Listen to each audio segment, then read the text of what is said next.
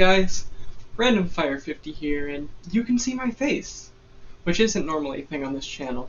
Usually I'm just a disembodied voice that plays Pokemon. But that changes today, because I finally have a webcam, which means I can record videos with my face, which is either a good or a bad thing, depending on whether or not you like my appearance, but that's besides the point.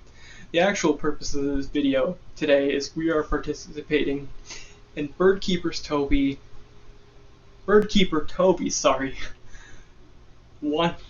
wants to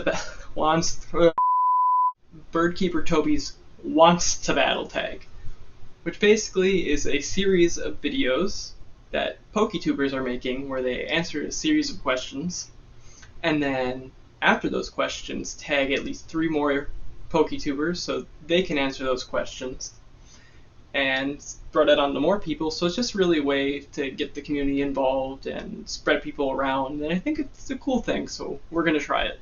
So the first question on this list is, what's your best Pokemon of 2020? Which I think is another way of asking just what Pokemon represents 2020 the best to you, and if I had to pick one Pokemon for 2020 that just represented it for me, probably be Rillaboom. One, because Rillaboom was my starter, which I know when I originally played through the game, which I know Sword and Shield came out in like 2019, is when I originally played it. It still carried over, and I still brought Rillaboom with me. It was a Rillaboom named Ringo after Ringo Starr from the Beatles, so I brought him along with me through the Isle of Armour and the Crown Tundra, and then his hidden ability came out along with Grassy Glide that just made him an incredible Pokemon, not only in Smogon OU but in VGC too. So which I play both formats, so I just ended up using him on those teams too. So not only did he come to play in my story, but he also came to play in competitive. And yeah, Rillaboom's just sort of been around these past 2 years, and even more so now because of how good he's gotten in competitive. So I'm gonna have to go with for my best Pokemon of 2020. I'm gonna have to go with Rillaboom. Okay, so the next question is, what is the best video you've made this year? And I would have to go with my shiny Pokemon Go video that I made, where I took Pokemon from Pokemon Go, some shiny Pokemon from Pokemon Go, and put them on Sword and Shield, and then used them in some battles. That was really exciting for me, because for one, I've been waiting for Pokemon Home to come out for so long, and two, I had that idea brewing in my brain for a Pokemon Go video where I took Pokemon from Pokemon Go and put them in Sword and Shield, but I had no idea what home compatibility was coming out. So my initial plan was just to do it through Pokemon Let's Go and then make a cool thumbnail and video title saying bringing Pokemon from Go to Sword and Shield. But then Home came out, so I just kind of reworked it, used some shinies that I got in Go, and I was really satisfied with how the video turned out. And then I would have to say another video that I really liked was one of my newest videos was my Beatles team that I just came out, I think, a few days ago, and that was really cool because I'm a really big Beatles fan, so I was able to not only take some Pokemon from my original playthrough, because in my original playthrough of Sword and Shield, all of my Pokemon were named after Beatles references or just the names of the Beatles themselves, that's where Ringo came from, the Rillaboom, and Paul the Sirfetch'd. Was never able to find any Galar Pokemon that really vibed with George and John, so I had to make them in this team video. So I finally have the whole Beatles in Sword and Shield. So yeah, I was really satisfied with how that video turned out. And during that video, I was the process of making it, I was able to finally make my Rillaboom from my original playthrough completely viable. I gave him the ability patch, which gave him Grassy Surge when he comes out, and I gave him Grassy Glide, and I reset his IVs, and I EV trained him. So that's another reason I really like that video too. Okay, so next question is, what can my viewers expect from me in 2021? And if I had to say that, I would say expect to get exactly what I've been doing. So that is Pokemon themed teams, my surprise lock that I'm doing, Pokemon sweeps if possible, because those can be tricky to pull off sometimes. What else? Competitive battles, showdown battles, random battles on Pokemon Showdown. Those two. And then I have another video in the works. This might come out actually before 2021, where I want to do what's the fastest the Pokemon can possibly go. Not just counting numbers and speed, but like how fast can it actually go, like a real world equivalent, which I have that sort of sparking in my head, and I kind of want to make the script for that video be my first like scripted out video. Whether that comes out in 2020 before the end of the year or 2021, who's to say? But yeah, that's what to expect from me in 2021.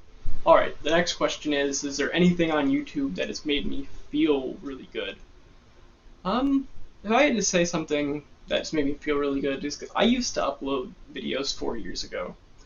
And I stopped because mainly I wasn't satisfied with the quality I was making. And I don't know, I just wasn't into it. But after Sword and Shield came out, and especially the DLC, and a few other PokeTubers that have just inspired me, which we'll get to a little bit later, I have never been more inspired to not only play Pokemon, but talk about Pokemon, make videos about Pokemon. So just uploading again and giving me something to do, just to have a creative outlet, is just been fun, even though I don't have little to no audience. It's just fun to make videos. So yeah, that's the one thing on YouTube that's made me feel good, I guess. The next question is Isle of Armour or Crown Tundra? And here I'm going to have to go with the Crown Tundra, because playing through the Isle of Armour the first time, I was kind of disappointed. It was kind of bare bones, not a lot to do. It was fun because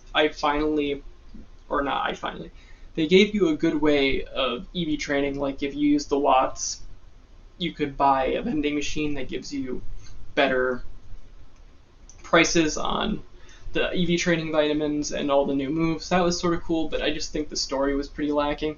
I also really like Urshifu, and I like Cubfu. I think those are cool Pokemon, but it's not enough to really carry the whole DLC. But the Crown Tundra, you have the story with Calyrex and the legendary horses, and you have the Reggies and the new birds, and there's a lot more to sink your teeth into there.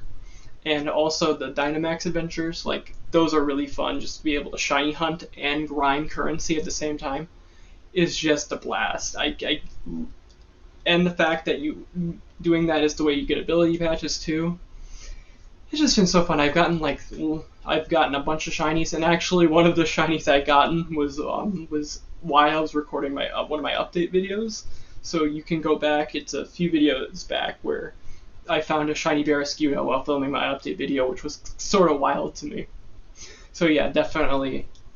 What was it? Definitely Crown Tundra. Crown Tundra is the better of the two, I think. So the last question, or it's not really a question, it's I guess more of a prompt. This last one is name a small creator that deserves more love. And I watch a lot of PokeTubers, and all of them are pretty big compared to me, but I guess the smallest one I watch is... I've never said his name out loud before. Let me check what his name is again. That's a +1. Am I serious? I just clicked to me what his name actually is. That's a +1. That's a +1. That's his name. I think he has around 10,000 to 20,000 subscribers. I can't really remember exactly, but he does VGC videos, he does singles videos, he makes really good content, really insightful on competitive battling, and I think he's made me a better competitive battler. He's made me get into VGC more. He's just a really cool PokeTuber, and I think he deserves more love. I think he deserves more subs and more views. But yeah, he definitely eclipsed me in views, but I guess that's like the smallest YouTuber I currently watch. So yeah, go over to him and give him some subscribe to him, give him some likes, some views. He deserves it. Alright, so we've gotten to the last part of the video, and that's where I get to tag some PokeTubers, which I don't know if any of them are going to see this, because like I said, I'm really small, but here are some of my tags. So I'm going to tag, like I said, that's a +1 because I really like him. I'm gonna tag Absolblogs Pokemon. He does shiny hunting videos, and he does level 100 gauntlets. I think he's really cool. Who else we go doing? Okay, I'm gonna tag Pip Knight. He's another YouTuber who inspired me to do Pokemon videos, especially the theme teams and the sweeps. So we'll tag him. We're gonna tag the Aura Guardian. He makes some really funny videos. I like him, so I'll tag him. He does like comedy videos. And the last person we are gonna tag is Fudafu. He's another YouTuber that I like. He makes competitive videos too, which he also helped me get more into VGC. He usually did singles videos. I think that's more on when he started, but recently he's been doing VGC videos, which I found they're really fun. He showcases a Pokemon that you normally wouldn't think to use, or maybe would think to use, but he showcases Pokemon and then does battles with them, so yeah, he's cool too. So yeah, those are everybody I want to tag. That's going to be the end of this video, guys. So if you enjoyed this video, why don't you go ahead and drop it a like, subscribe for more content, ring that notification bell so you're notified every time I upload, and leave a comment telling me what you want me to do next. Alright, and as always guys, have a great day.